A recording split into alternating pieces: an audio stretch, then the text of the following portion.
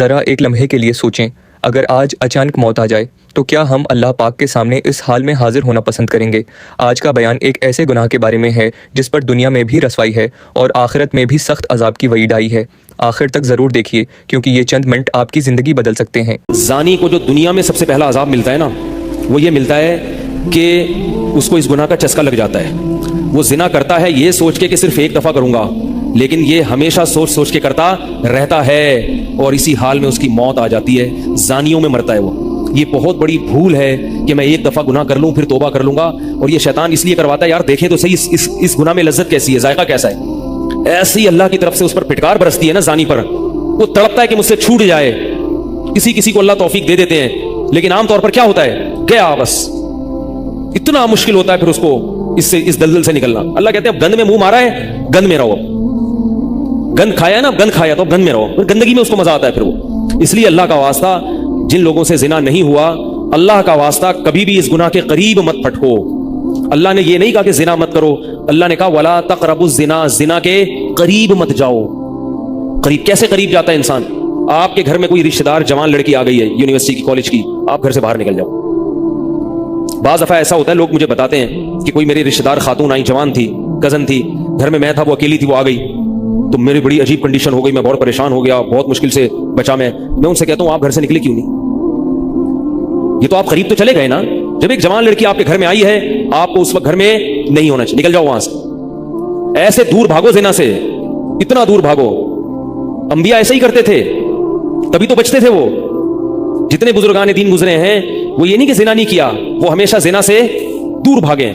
ہمارے استاذ نے ایک واقعہ سنایا تھا ہمیں، کتابوں میں یہ واقعہ لکھا ہے کہ ایک طالب علم تھا، پرانے وقتوں کی بات ہے، رات کو مسجد میں چراغ لے کے مطالعہ کر رہا تھا۔ پہلے زمانے میں لائٹ وائٹ تو نہیں ہوتی تھی، گاڑیوں کے سفر نہیں تھے، اونٹوں کے سفر تھے، تو مسافر لوگ بعض دفعہ آ کے مسجدوں میں ٹھہرتے تھے۔ تو اس نے دیکھا کہ ایک جوان لڑکی ہے، پردے میں ہے لیکن خوبصورت جوان لڑکی، وہ آئی اور اس سے کہنے لگی کہ میں راستہ بھٹک گئی ہوں، مجھے ایک رات مسجد میں گزارنے دے دو۔ باقی یعنی صحیح تھی، وہ اسی طرح ہوا تو کہیں بھٹک گئی تھی۔ شہر میں بھی بعض دفعہ لوگ بھول جاتے تھے نا کہ راستہ بھٹک جاتے تھے۔ اب یہ پریشان تھا کہ میں اس کو رات کو اگر پناہ دیتا ہوں تو مجھے شیطان ورغلائے گا، اور اس لڑکی کو اگر میں پناہ نہیں دیتا تو یہ کہاں جائے گی رات کو، کوئی اور اس کی عزت سے کھیلے گا۔ تو اس نے بہرحال اس کو ٹھکانہ دے دیا، اس کو کہا کہ آپ ادھر اس طرف جا کے سو جائیں۔ نتیجہ کیا نکلا ہے کہ وہ لڑکی اس کو دیکھ رہی تھی کرتا کیا ہے، اس کو بھی اپنی عزت کا ڈر تھا نا کہ کہیں یہ دست درازی نہ کرے۔ تو یہ نوجوان جس چراغ میں مطالعہ کر رہا تھا، مطالعہ کرتے کرتے اس کی آگ میں اپنی انگلی لے کے جاتا اور اس کو جلاتا۔ جیسے ہی وہ جلنے لگتی تو اس انگلی کو واپس کھینچ لے، ایک دم تپش آگ لگتی نا، واپس کھینچتا۔ پھر تھوڑی دیر بعد یہ انگلی اس میں لے کے جاتا، پھر واپس کھینچتا۔ پوری رات یہ کرتا رہا ہے اور اپنی انگلی کو جلاتا رہا ہے۔ صبح جیسے ہی ہوئی ہے، اس نے فوراً، صبح صادق ہوئی نا فجر کی اذان کے بعد، اس نے فوراً اس لڑکی سے کہا یہاں سے چلی جاؤ، فوراً یہاں سے فوراً چلی جاؤ۔ اس نے کہا اللہ کی قسم اس وقت تک نہیں جاؤں گی جب تک تم یہ معاجرہ نہیں بتاؤ گی رات تم نے کیا ہے۔ تو کہنے لگا یہ میرا اور اللہ کا معاملہ ہے، میں تمہیں نہیں بتا سکتا۔ اس نے پھر اللہ کا واسطہ دے کے کہا، اس نے کہا میں جاؤں گی نہیں یہاں سے جب تک بتاؤ گے نہیں۔ اس نے کہا شیطان مجھے ورغلا رہا تھا کہ ایک جوان لڑکی ہے، اجنبی ہے، کوئی دیکھنے والا نہیں ہے، کوئی دیکھنے والا نہیں ہے، تو زنا کر لو اس سے، کوئی دیکھنے والا نہیں ہے۔ شیطان مجھے لے کے جاتا تھا تو میں اپنی انگلی آگ میں جلاتا تھا، اپنے نفس کو یہ سمجھانے کے لیے کہ دنیا کی آگ برداشت کر سکتا ہے، جہنم کی بھی برداشت کر لینا، جہنم کی بھی برداشت کر لینا پہ۔ اور اگر تجھ سے یہ برداشت نہیں ہو رہی تو وہ کیسے برداشت کرے گا؟ کہہ رہے جب میں آگ میں جلنے لگتا تھا نا تو میری چیخ نکلتی تھی، یار یہ نہیں ہو رہی تو وہ کیسے برداشت ہوگی؟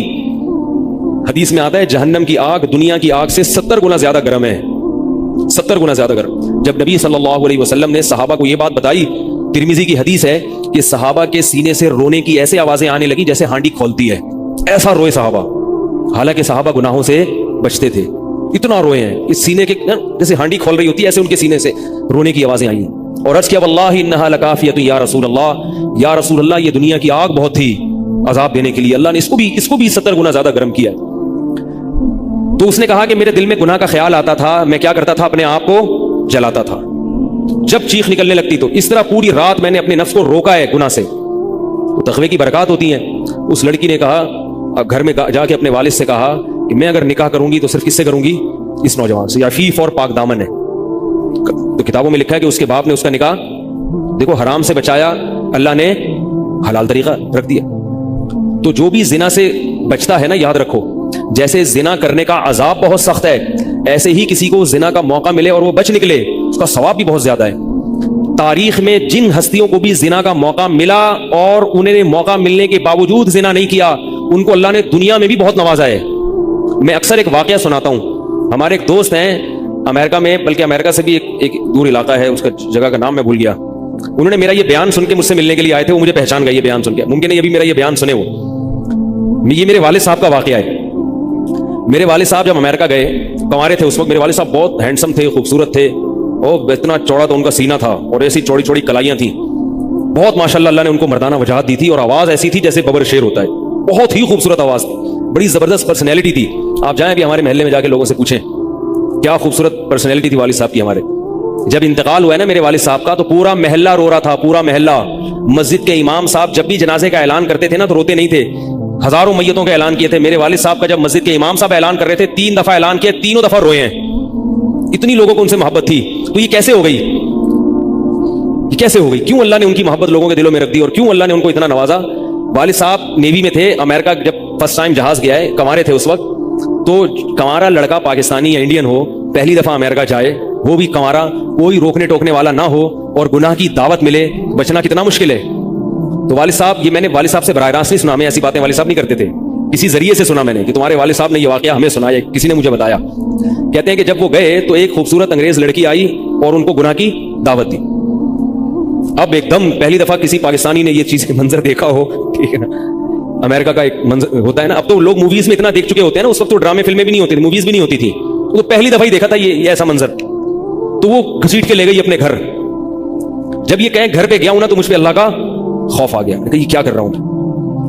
وہاں جا کے واپس بھاگے ہیں۔ ادھر پہنچنے کے بعد وہ عورت غصہ ہو رہی تھی کہ اگر تم نے یہ کام کرنا نہیں تھا تو میرے ساتھ آئے کیوں میرا خرچہ کرایا تم نے، کیوں خرچہ کرایا میرا؟ تو آدمی اور شرمندہ ہو جاتا ہے نا کہ یار۔ تو والد صاحب کہتے ہیں کہ میرے دل میں خیال آیا کہ میں نے زندگی میں کبھی یہ گناہ نہیں کیا، اور میں یہاں پہلی دفعہ آیا ہوں، اگر میں اس گناہ میں پڑ گیا اللہ کی نظر مجھ سے ہٹ جائے گی، واپس بھاگے۔ بڑا مشکل ہوتا ہے ایسے موقع پہ۔ اس وقت ان کی عمر ہوگی 22 یا 23 سال، زیادہ سے زیادہ 24 سال ہوگی، تو بھاگے واپس۔ تو والد صاحب کہتے تھے، جنہوں نے مجھے یہ واقعہ سنایا، کہ مجھ سے کہنے لگے کہ تمہارے والد صاحب کہتے تھے کہ اس کے بعد میری زندگی میں کیا آیا ہے؟ انقلاب۔ پھر اللہ نے قرآن کی تلاوت کی توفیق دی، حفظ قرآن تھا، بھول چکے تھے، روزانہ ایک قرآن پڑھنے کا معمول بنا پھر، تاکہ قرآن دوبارہ یاد ہو جائے۔ جہاز پہ 3 سال امامت کی، داڑھی بڑی رکھ لی ماشاءاللہ، اور پھر اتنی عزت اللہ نے ان کو دی۔ اللہ نے ان کے، ہمارے سب بھائی ماشاءاللہ داڑھی والے ہیں، سب بہنیں شرعی پردہ کرتی ہیں، سب بھابیاں پردہ کرتی ہیں۔ گھر میں کیا آ گیا پورا، حالانکہ اس وقت شادی نہیں ہوئی تھی، لیکن یہ اثرات کہاں منتقل ہوئے ہیں؟ خاندان میں، پورے خاندان میں منتقل ہو گئے نا۔ انتقال ہوا تو جنازہ میں نے پڑھایا والد صاحب کا۔ اگر اللہ نہ کرے اس برائی میں پڑ جاتے، ہمیں پتا چلتا کہ ہمارا باپ ایسا ہے، تو ہم ایسے ہوتے؟ ویسے تو ابھی بھی کوئی اتنے نیک نہیں ہے، لیکن گیٹ اپ تو ہے نا، گیٹ اپ تو اللہ نے مولوی والا دے دیا نا، تھوڑے تھوڑے تو دیکھنے کی حد تک تو نیک بنا دیا نا، ایسے نہیں ہوتے ہم۔ تو یہ جو برکات ہیں یہ نسلوں میں منتقل ہوتی ہیں، نسلوں میں۔ اتنی عزت دی اللہ نے، اتنی عزت دی تھی کہ انتقال کے وقت محلہ رو رہا تھا، پورا محلہ رو رہا تھا انتقال، اور بہت سے لوگوں نے والد صاحب کی قبر کے پاس نہ جگہ گھیر لی تھی کہ ہم یہاں دفن ہوں گے، حالانکہ مسجد کے امام نہیں تھے، کچھ بھی نہیں، کوئی ایسی شخصیت نہیں تھے کہ وہ مقتدی اور رہبر سمجھے جاتے ہو۔ تہجد کا معمول تھا، تلاوت کا معمول تھا، اور میں نے خود بھی کئی دفعہ نوٹ کیا، ایسا لگتا تھا ان کے منہ سے خوشبو آتی ہے، ایسا محسوس ہوتا تھا، ایسا اللہ نے، کیونکہ تلاوت بہت زیادہ کرتے تھے۔ جب انتقال ہوا ہے نا، اس دن بھی آدھا گھنٹہ تلاوت کر کے اٹھے۔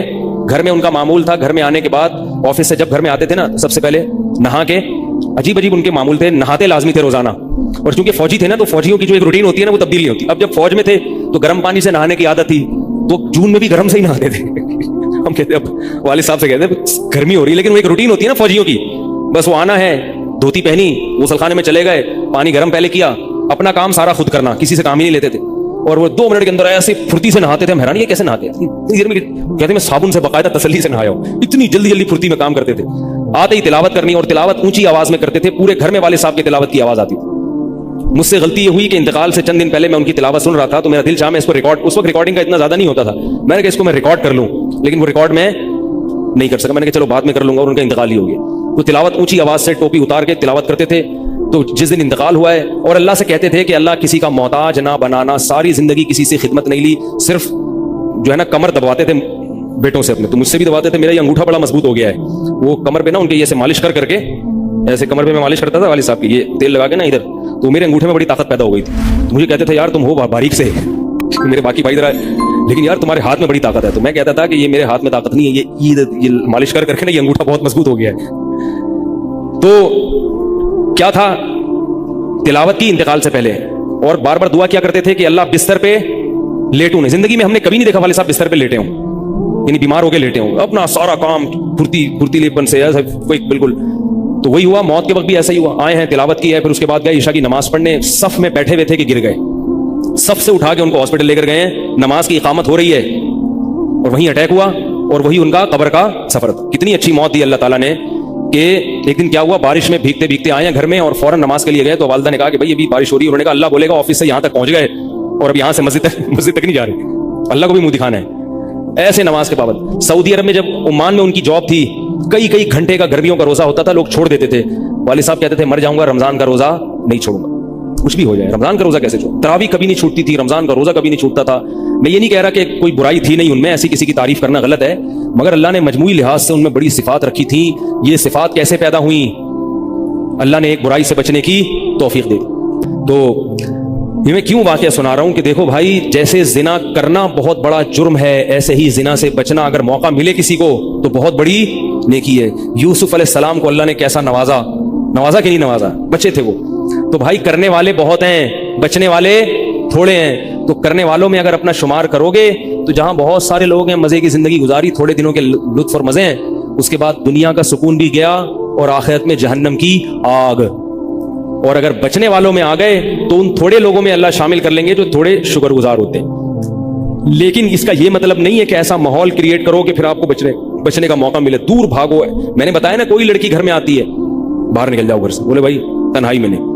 अगर आज की ये बात आपके दिल को लगी है तो सिर्फ वीडियो देखकर ना जाएं, बल्कि आज ही अल्लाह पाक से सच्ची तौबा करें। हो सकता है यही तौबा आपकी आखिरत संवार दे। अगर आप चाहते हैं कि ऐसी ईमान अफरोज़ और ज़िंदगी बदल देने वाली इस्लामी वीडियोज़ आप तक पहुँचती रहें तो वीडियो को लाइक करें, अपने अजीज़ों के साथ ज़रूर शेयर करें और हमारे चैनल को सब्सक्राइब करके बेल आइकन दबा दें।